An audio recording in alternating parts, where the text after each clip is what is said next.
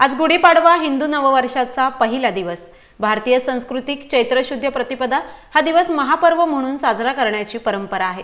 नववर्षाच्या आजच्या या पहिल्या दिवशी नवे संकल्प करून प्रगतीकडे वाटचाल सुरू करण्याचा हा दिवस आपण गुढीपाडवा म्हणून साजरा करतो। या दिवशी विजयाचं प्रतीक म्हणून घराच्या अंगणात गुढी उभारली जाते।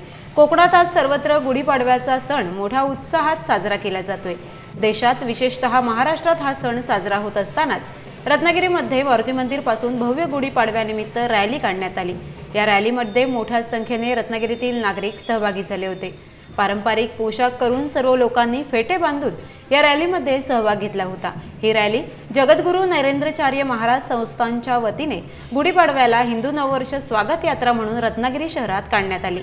या रॅलीमध्ये दुचाकी तसेच वेगवेगळ्या प्रकारच्या देखाव्यांसह ही रॅली काढण्यात आली।